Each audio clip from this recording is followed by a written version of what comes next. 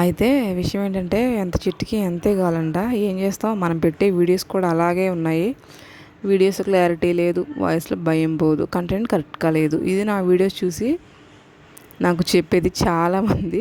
పర్లేదు, అది వాళ్ళ ఫీలింగ్, నేనేం చేయలేను. కానీ నాకు మాత్రం ఎప్పుడు అలా అనిపించింది. ఎందుకంటే నా వీడియోస్ కదా, నా వీడియోస్ ఎలా ఉన్నా నాకు నచ్చుతాయి. ఎవరి వీడియోస్ వాళ్ళకి గొప్పగానే ఉంటాయి.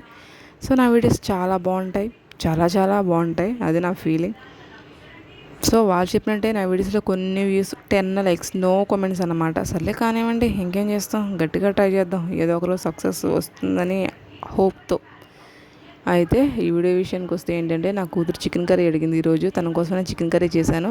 తనకు చికెన్ అంటే చాలా ఇష్టం. నాన్ వెజ్ చిన్నప్పటి నుంచి అలవాటు, అదే బాగా తింటుంది.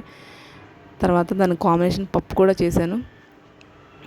బాగా చికెన్ కర్రీ చేసేసి నా కూతురికి గట్టిగా పెట్టేసి, నేను కూడా బాగా తినేసి, ఈ వీడియోస్ ఎలా చేయాలా, వాయిస్ భయం లేకుండా ఎలా చెప్పాలా అని ఆలోచిస్తూ ఉంటాను. సో మీరు కూడా చేసుకొని తినేసేయండి. Bye bye.